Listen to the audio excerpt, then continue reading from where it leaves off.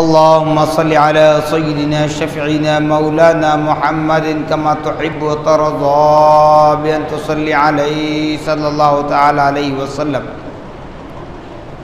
نبی اور آل نبی پر پھر ایک مرتبہ آواز بلند درود پاک پڑھیں۔ اللهم صل على سيدنا شفيعنا مولانا محمد معد الجود والكرم منبع العلم والحلم والحکم وآلہ وأصحابہ وبارک وسلم۔ صلاۃ و سلاما علیک یا رسول اللہ صلی اللہ تعالی علیک وعلی آلک واصحابک وازواجک وذریاتک واہل بیتک اجمعین۔ سبحان ربک رب العزة عما یصفون وسلام علی المرسلین والحمد للہ رب العالمین۔ الحمدللہ، تمام تعریفیں اس ذات اقدس کے لیے ہے جو سارے عالموں کا پروردگار ہے، جس نے ساری کائنات کو پیدا فرمایا، ساری کائنات کو روزی دے رہا ہے، میدان محشر کا مالک و مختار ہے۔ یقیناً اس خدا رب ذوالجلال کا بڑا ہی شکر احسان عظیم ہے کہ اللہ سبحانہ و تعالیٰ نے ہم اور آپ کو اپنی تمام پیدا کردہ مخلوقات میں انسان بنا کر پیدا فرمایا، اشرف المخلوقات کے درجے سرفراز فرمایا، نبی مکرم رسول محتشم صاحب الاولاک باعث تخلیق کائنات فقر موجودات، امام الانبیاء سردار الانبیاء حضرت محمد مصطفیٰ احمد مجتبیٰ صلی اللہ تعالی علیہ وسلم کی امت بابرکت میں پیدا ہونے کا اعزاز بخشا۔ کرم پر کرم، بالا کرم یہ ہے کہ اللہ رب العزت نے ہمیں نہ صرف نبی مکرم صلی اللہ تعالی علیہ وسلم کی امت بابرکت میں پیدا ہونے کا اعزاز بخشا، بلکہ الحمدللہ ثم الحمدللہ رب کعبہ نے ہم کو نبی مکرم محمد الرسول اللہ صلی اللہ تعالی علیہ وسلم کی ولادت بسعادت کی خوشیاں منانے، عید کا جشن منانے کا موقع عنایت فرمایا۔ معزز سامعین محترم، جیسے آپ حضرات سے کہتا رہتا ہوں کہ ربیع المنور کے آنے پر اعتراضات، کمنٹس، فتوے نکلنا شروع ہو جاتے ہیں۔ جس طرح سال بھر مدرسے اتنے نظر نہیں آتے جتنے رمضان اور بقرعید کے موقع پر نظر آتے ہیں، اب ان کے فتووں کی بھی وہی مثال ہو چکی ہے۔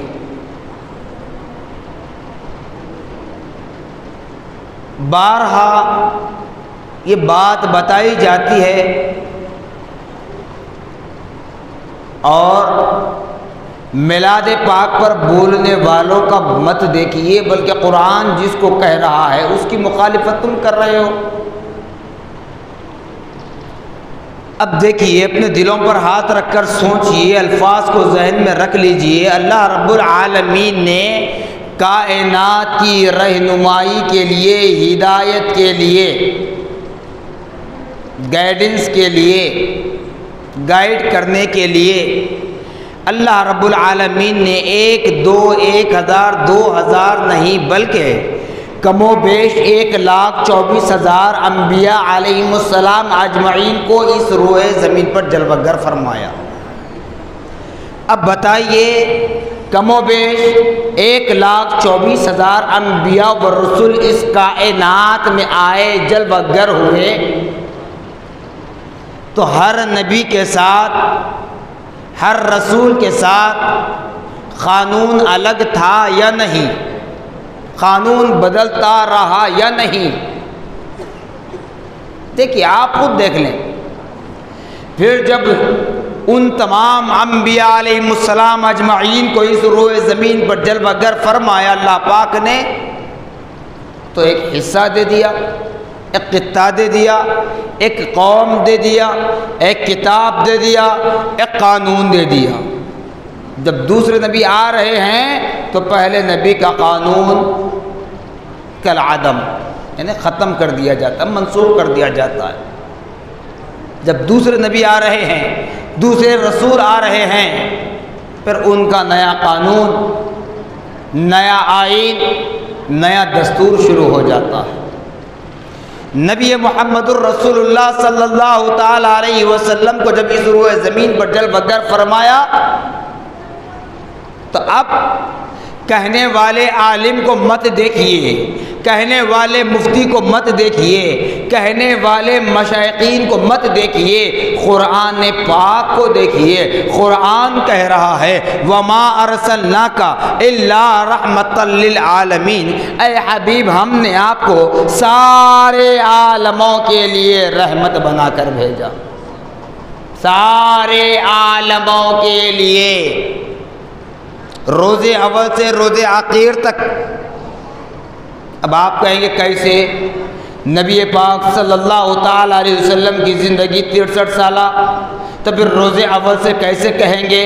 کیونکہ روز اول میں اس روئے زمین پر جل وگر ہونے والی شخصیت افضل البشر خیر البشر ہمارے والد بزرگوار سیدنا آدم علیہ نبینا علیہ السلام ہے۔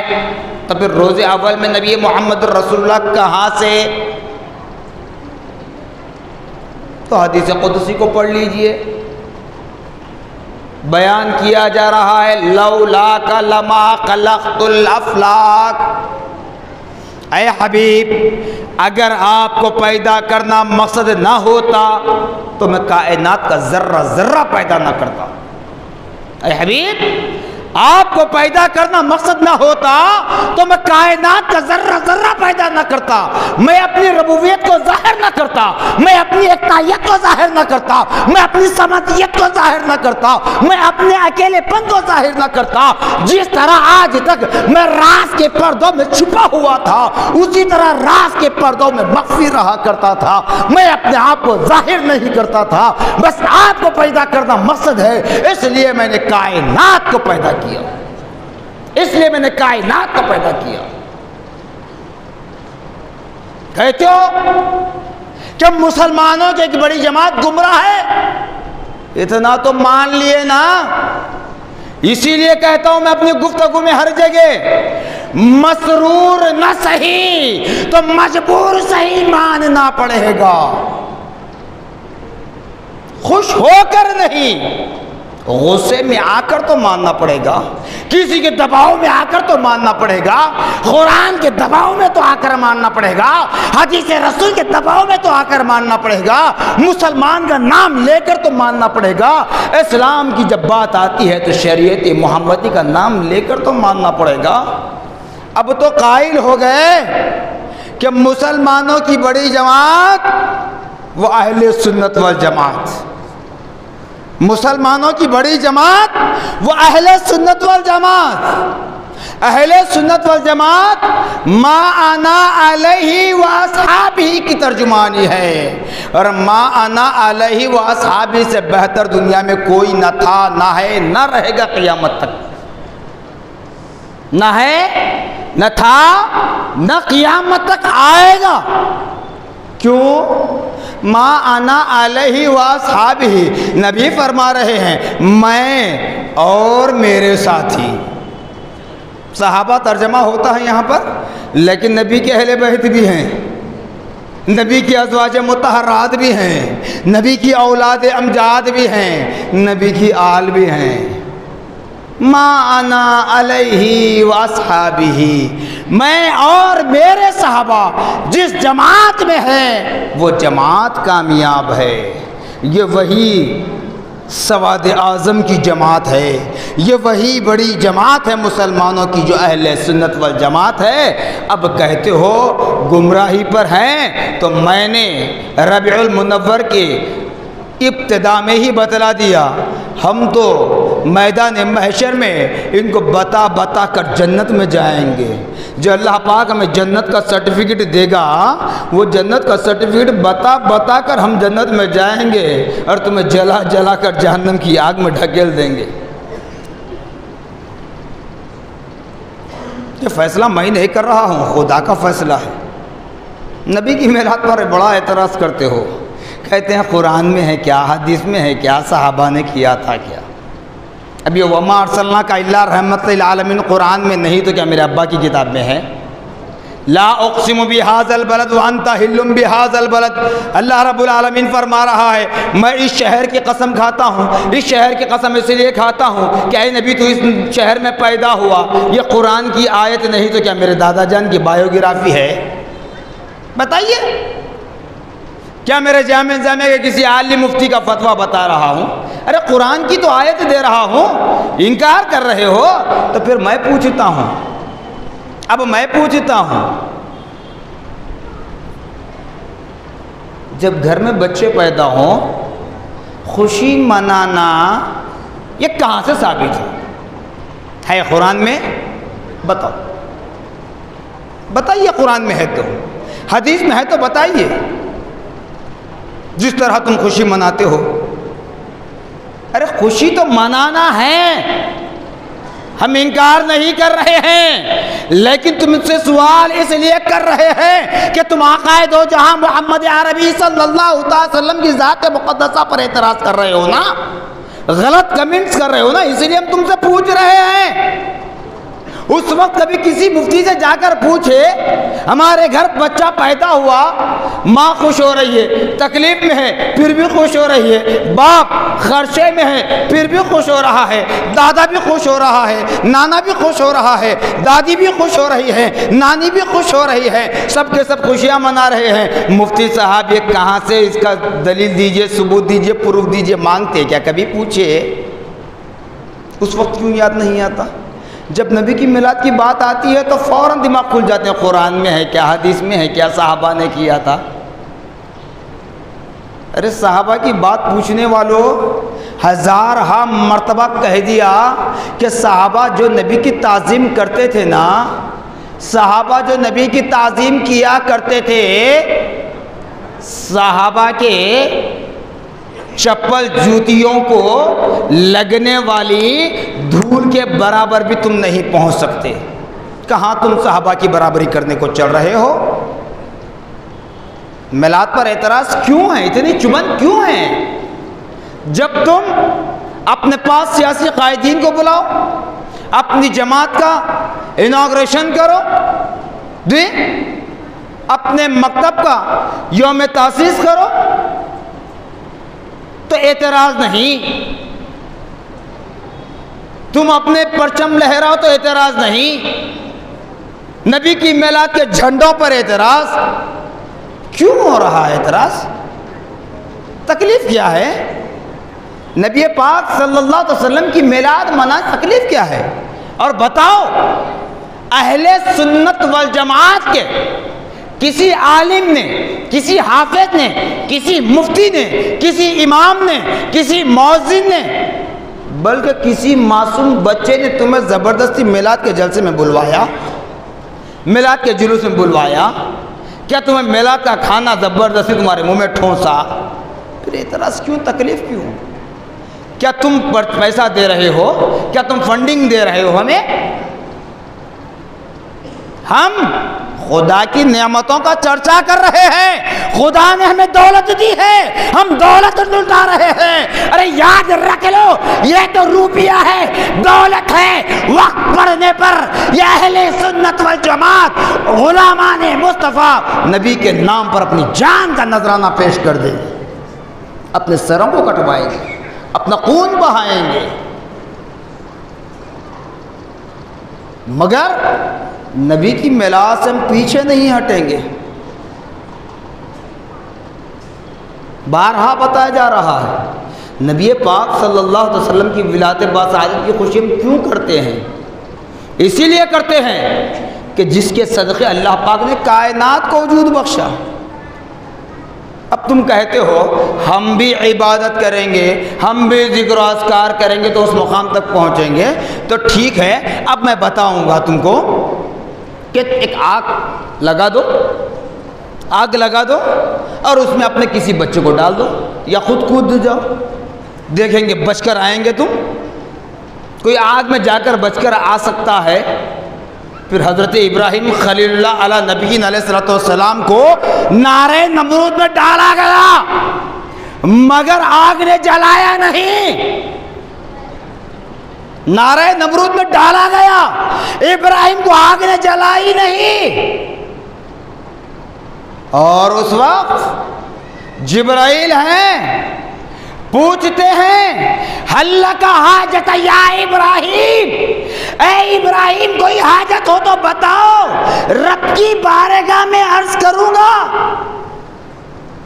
ابراہیم علیہ السلام کہتے ہیں جبرائیل کوئی حاجت نہیں ہے، اس رب کو میں کیسے حاجت بتاؤں جو لطیف الخبیر ہے، دل کی باریکیوں کو جاننے والا ہے۔ کیا وہ نہیں جانتا کہ میں نارے نمرود میں کس لیے ڈالا جا رہا ہوں؟ کیا وہ نہیں جانتا، اس کو خبر نہیں ہے کہ نارے نمرود میں مجھے کس لیے ڈالا جا رہا ہے؟ مگر ابراہیم علیہ السلام نارے نمرود میں دشمنوں کے ہاتھوں گر پڑے۔ ابراہیم علیہ السلام نارے نمرود میں جا رہے ہیں، اللہ تعالیٰ فرماتا ہے جبرائیل تمہارا کام تو ہو گیا، میرے خلیل کے پاس جا کر تو آ گئے، اب اپنے مقام سدرہ پر بیٹھے ہو، لیکن میرے خلیل کے کہنے کے بعد تم سدرہ پر سکون سے نہیں بیٹھ سکتے، سدرہ سے اٹھو، جنت میں جاؤ، جنتی تخت لے کر نارے نمرود میں بچھا دینا، میرے ابراہیم کو تکلیف نہ ہو۔ جنتی تخت لایا گیا، بچھایا گیا، ادھر جبرائیل کو حکم ہے تخت لانے کا، ادھر آگ کو اللہ رب العالمین حکم دے رہا ہے، فرما رہا ہے یا نار کونی بردا وسلاما علی ابراہیم۔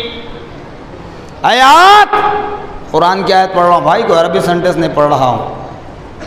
آیات تو میرے ابراہیم پر ٹھنڈی ہو جا، گلزار بن جا، چمن بن جا۔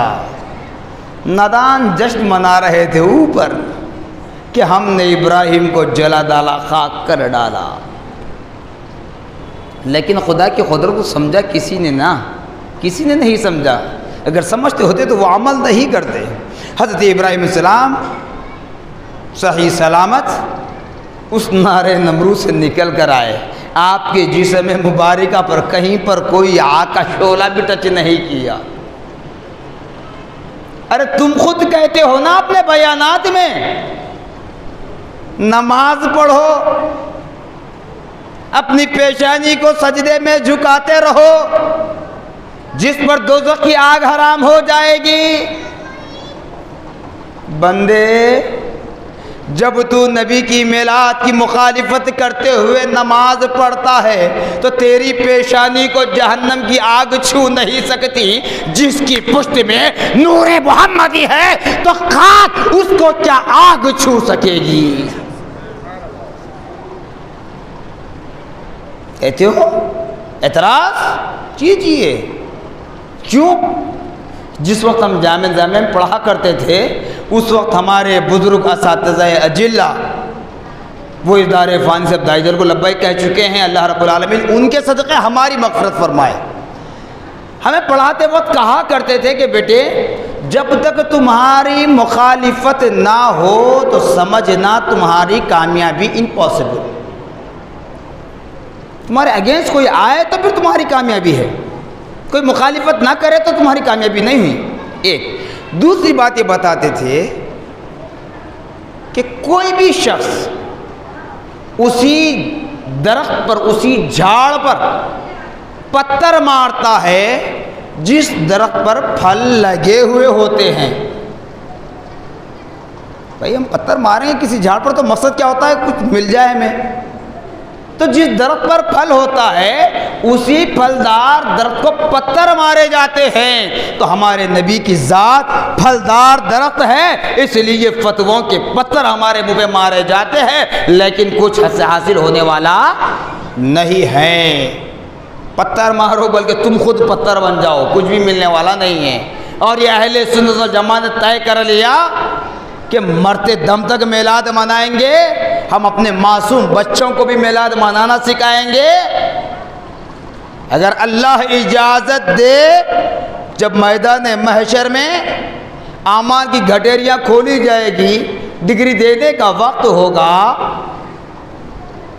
خبروں سے زندہ اٹھائے گا اللہ رب العالمین، وہاں پر بھی اللہ حکم دے تو ہم نبی کی شان میں قصیدہ پڑھتے ہوئے، نبی کی شان میں مولود پڑھتے ہوئے، نبی کے گن گاتے ہوئے اپنی قبروں سے اٹھیں گے۔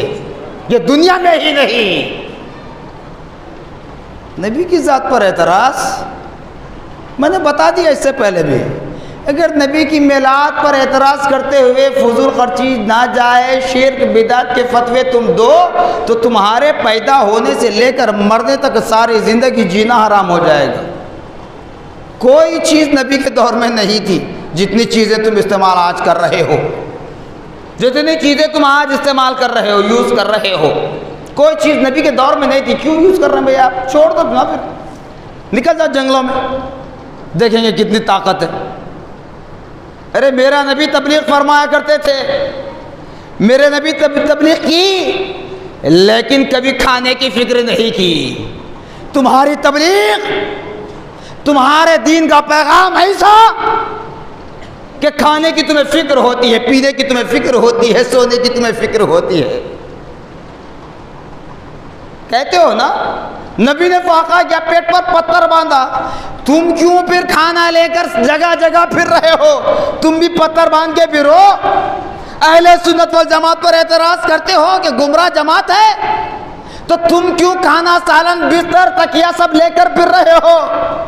جنگلوں میں جہاں جگہ مل جائے پڑاؤ ڈال لو، جو ملا کھاؤ، نہیں ملا بھوک کی شدت برداشت نہیں ہوتی تو درد کے پتے کھا لو۔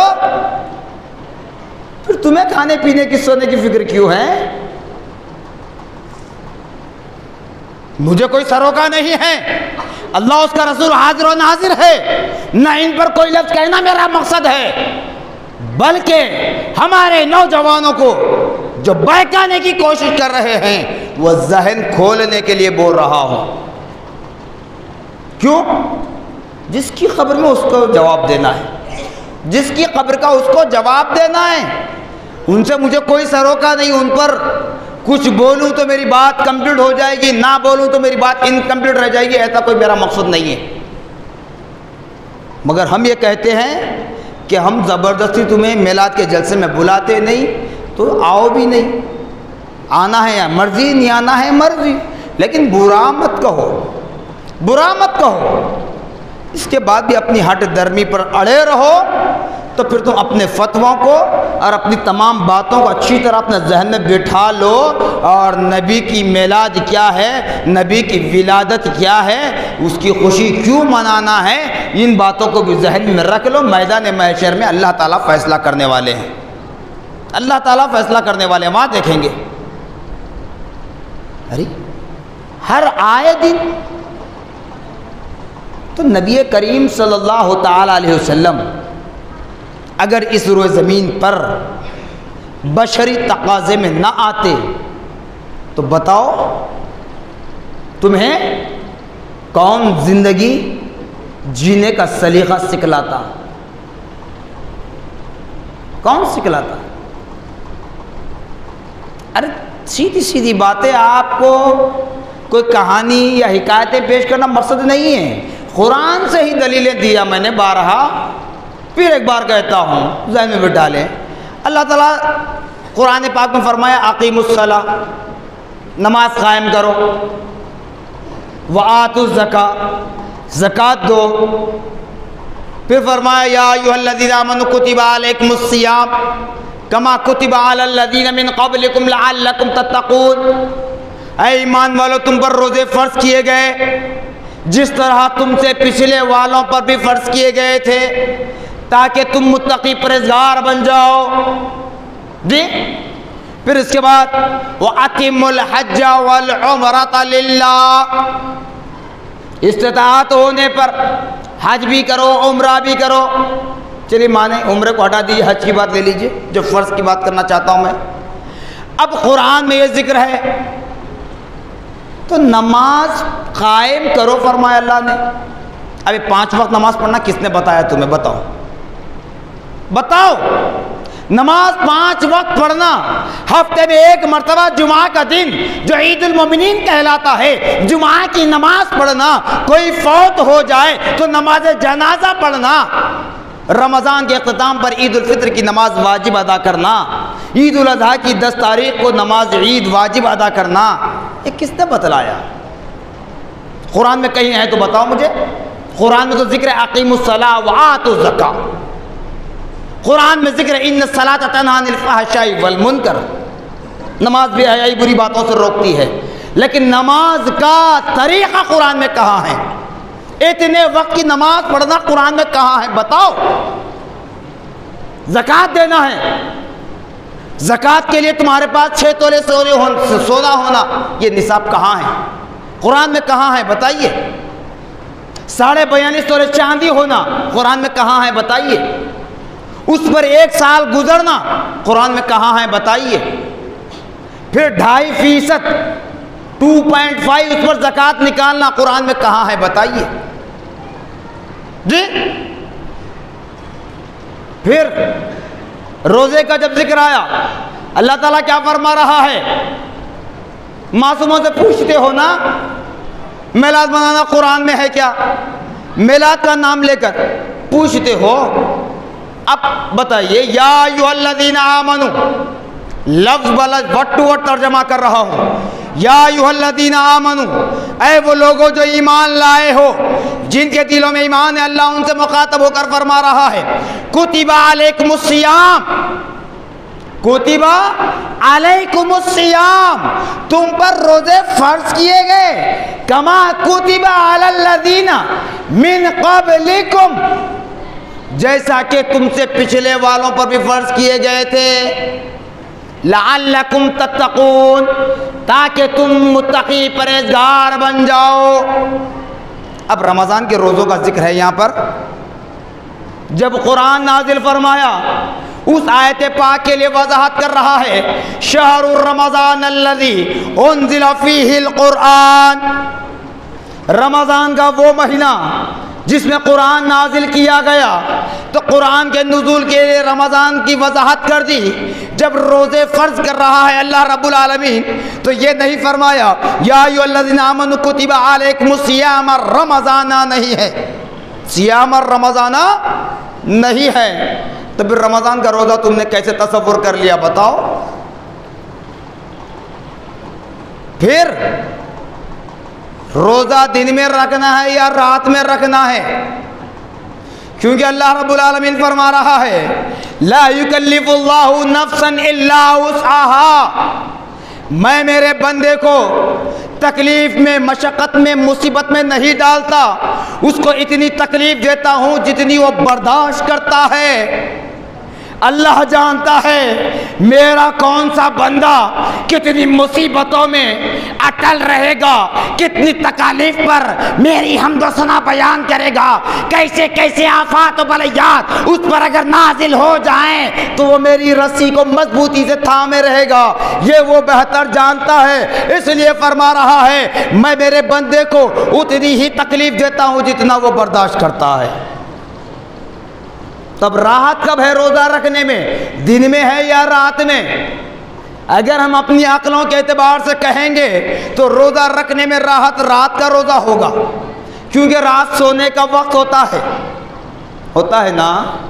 آج بھی ہمارے بعض حضرات ہیں، چاہے کسی مکتب فکر کے ہو، روزہ ہے تو آدھے سے زیادہ دن سو جاتے ہیں، سوتے ہیں نا، آدھے سے زیادہ دن سو جاتے ہیں۔ تو جب سونے کا ہی ہے، راحت میں ہی ہے، تو اب رات کا روزہ ہونا تھا، دن میں روزہ کس نے رکھنے کا حکم دیا؟ قرآن میں تو نہیں ہے۔ قرآن سے پوچھتے ہو نبی کی میلاد، اب ان جوابات کو دو۔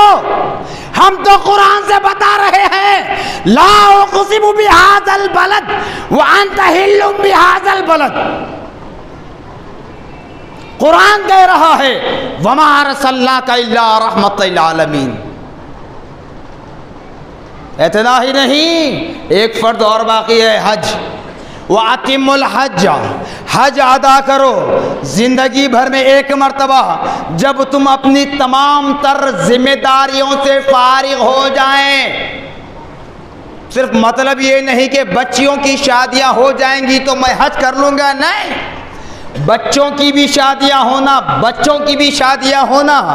اگر ماں باپ بوڑھے ہیں، تمہارے حج کو جا کر واپس آنے تک ان کی دیکھ بھال کرنے والے ہونا، ان کی کفالت کرنے والے ہونا۔ جس طرح تم ان کی خدمت گزار ہو، اس طرح کوئی خدمت گزار ان کے پاس ہونا، تب تم پر حج فرض ہے، اس سے پہلے حج فرض نہیں ہے۔ جی اب حج کرنا ذی الحجہ میں ہی کس نے بتایا؟ قرآن میں ہے تو بتاؤ۔ ذی الحجہ میں اگر ہے 8، 9، 10، 11، 12، یہ 5 دن ایام تشریق کہلاتے ہیں، 8 to 12، 8 سے 12 تاریخ، یہ 5 دن ایام حج، ایام تشریق، انہی دنوں میں حج کرنا یہ کس نے بتلایا؟ بتاؤ۔ حج کو بھی جاتے ہیں، نبی کے روزے سے منہ پھیرتے ہیں، ارے جہاں بی بی ہاجرہ نے دوڑ لگائی اس پر جاتے ہیں خوشی خوشی۔ وہی نبی کے دادا اسماعیل کے ایڑیوں سے نکلنے والے پانی کو زمزم کو بادب پی لیتے ہیں، اس وقت شرک اور بدعت یاد نہیں آتا؟ صفا مروہ پر سعی کرنا شرک اور بدعت یاد نہیں آتا؟ مقام حتیم پر نماز پڑھنا بدعت یاد نہیں آتا؟ جی اب بتائیے حج ذی الحجہ میں کہاں ہے؟ قرآن میں ذکر نہیں ہے۔ پھر یہ سب اعمال کس نے بتائے؟ نماز 5 وقت پڑھو، روزہ رمضان کا رکھو، دن میں رکھو، زکوٰۃ تمہارے پاس اتنا نصاب ہو، سال گزر جائے تو اتنا حصہ زکوٰۃ نکال کر غربا، مساکین، محتاجوں، مسکینوں میں تقسیم کر دو۔ جی حج کرو تو ذی الحجہ میں کرو، ایام تشریق 8، 9، 10، 11، 12، 5 دن بتلائے گئے۔ یہ سب کس نے بتائے صاحب؟ بڑے بڑے فتوے دے رہے ہیں نا، سوشل میڈیا پر بیٹھ کر بول رہے ہیں، ممبروں سے بول رہے ہیں، اہل مسلمانوں کی ایک بڑی جماعت گمراہ ہے۔ اس سے تو اندازہ ہو رہا ہے اس بات سے کہ مسلمانوں کی بڑی جماعت اگر ہے ساری دنیا میں تو وہ اہل سنت والجماعت ہے۔ یہ اہل سنت والجماعت وہ ہے جو ما انا علیہ و اصحابی کی ترجمانی کرتی ہے۔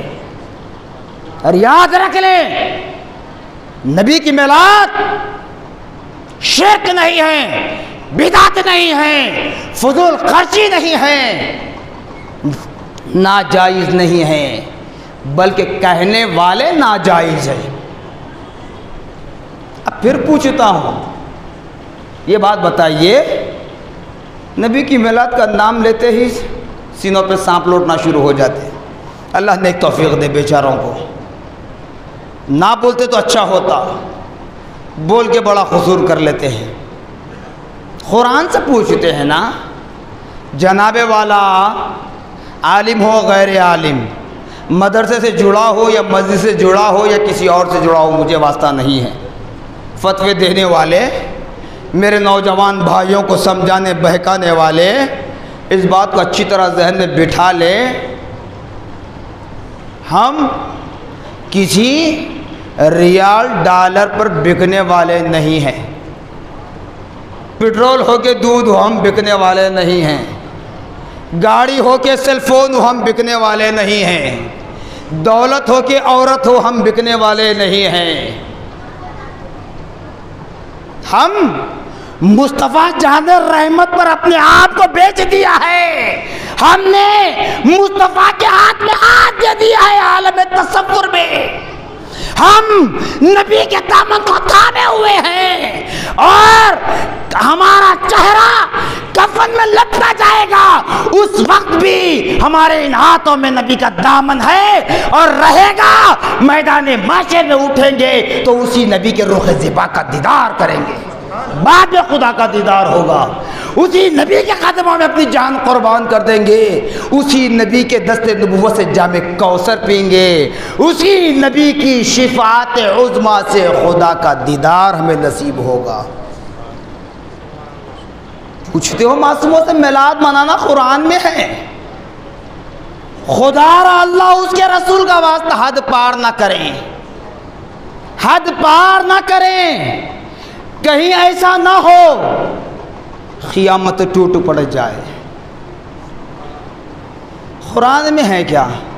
اب بتاؤ, آپ پیدا ہوئے, آپ کے ابا جان پیدا ہوئے, آپ کے امی جان پیدا ہوئے, جی آپ کے پورے گھر کو گن لیجئے, خاندان کو گن لیجئے, قبیلے کو گن لیجئے, تب آپ کے پیدا ہونے کا ذکر قرآن میں ہے تو ابھی بتائیے. میں آپ کے پیر پڑھ لیتا ہوں, آپ کے چپل میرے سر پہ رکھ لوں گا. آپ کے پیدا ہونے کا ذکر قرآن میں ہے؟ نبی کی میلاد کا نام لے کر پوچھتے نا قرآن میں ہے کیا؟ اب فائنل فیصلہ ہے یہ. اب بتاؤ, آپ کے پیدا ہونے کا ذکر قرآن میں ہے, حدیث میں ہے, کسی صحابی نے کیا, کسی تابعی نے آپ کے پیدا ہونے کا ذکر کیا, کسی تبع تابعی نے آپ کے پیدا ہونے کا ذکر کیا؟ نہیں. اب کسی مفسر کی تفسیر اٹھائیے جس نے قرآن پاک کا ترجمہ کیا ہے, تفسیر لکھی ہے قرآن مقدس کی 6666 آیتیں جو نازل ہوئی ہیں رب کی بارگاہ سے, ان ایک ایک آیت کے نازل ہونے کا مقصد ہے, تو اس کو بھی لکھا شان نزول کی شکل میں کہ یہ آیت کیوں نازل ہوئی. تو کسی آیت کے شان نزول میں بتائیے کہ آپ کے پیدا ہونے کا ذکر قرآن میں ہے کیا؟ خلق الانسان من علق فرمایا خدا نے, میں نے انسان کو جمے ہوئے خون سے پیدا کیا, لیکن تمہارا نام لے کر ذکر کیا گیا نہیں. تو پھر آپ کو کیا کرنا صاحب؟ نبی کی میلاد کا ذکر قرآن میں نہیں ہے, معصوموں کو, نوجوانوں کو بہکا دیتے ہیں کہ شرک ہے, بدعت ہے, فضول خرچی ہے, ناجائز ہے, نعوذ باللہ معاذ اللہ استغفر اللہ, اور کیا کیا بول دیتے ہیں. تو اب میں کہتا ہوں کہ آپ کے پیدا ہونے کا ذکر بھی قرآن میں نہیں ہے, کسی صحابہ نے نہیں بتلایا, بلکہ یہ بتا دیتا ہوں کہ مورخ نے بھی نہیں بتلایا. تاریخ بڑی بتاتے ہیں نا, تو کسی ہسٹری لکھنے والے نے بھی نہیں بتایا کہ تم پیدا ہوں گے. اب تم زندہ بھی ہے تو چیلنج کرتا ہوں, خدا کے گھر میں ہوں, ممبر رسول کے سائے میں ہوں, غلامان مصطفیٰ کے جھرمٹ میں ہوں, یہ بڑا چیلنج کر کے کہتا ہوں کہ تم بڑے سیاستدان ہو, تم بڑے قائد ہو, تم بڑے یہ ہو وہ ہو جو کچھ ہو. سیاستدان سے مراد وہ سیاسی قائد, ان پر اعتراض نہیں ہے, اچھی طرح زمین پہ ڈالے, کہیں ایسا نہ ہو کہ بدنامی کا شوشہ اور ایک لگ جائے. مجھے ڈر تو نہیں ہے, ڈر اس وقت ہوگا اگر مجھ کو جب نبی کا دامن نہ ملے. میرے ہاتھوں میں نبی کا دامن ہے, مجھے ڈر نہیں ہے. کیا ہوگا اگر کچھ ہو جائے حادثہ؟ تو اتنا ہی, حملہ کریں گے, اس سے زیادہ کچھ نہیں. جان جائے گی, اس سے زیادہ کچھ نہیں. اللہ مالک ہے. ویسا تو میں چاہتا ہوں میری موت آئے, ملک الموت آئے, تو ملک الموت اس وقت آئے جب میں اللہ اس کے رسول کا ذکر کرتا رہوں.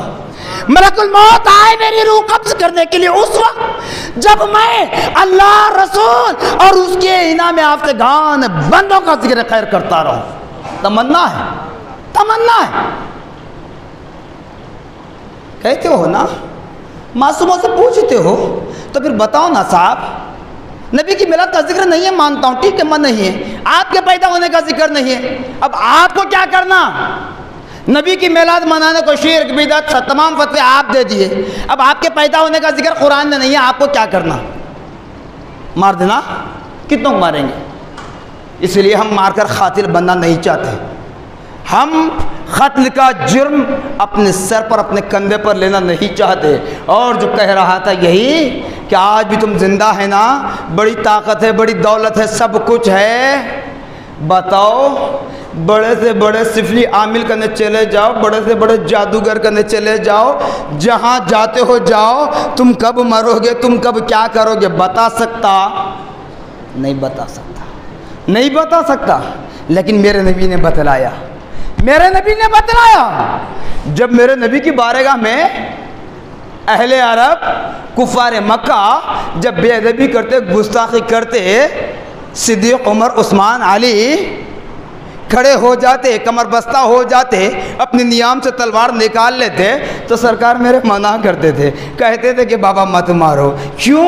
اس لیے کہ وہ گستاخ ہے اپنی جگہ، لیکن تقدیر دیکھ رہا ہوں، لوح محفوظ دیکھ رہا ہوں، اس کی پشت میں مسلمان مومن پیدا ہونے والے ہیں، اس کو قتل مت کرو۔ یہ تو میرے نبی نے بتلایا۔ تمہارے پاس کوئی جادوگر بھی ہے تو بتاؤ مجھے، تمہاری گارنٹی دے سکتا ہے؟ کوئی چیز نہیں ہے۔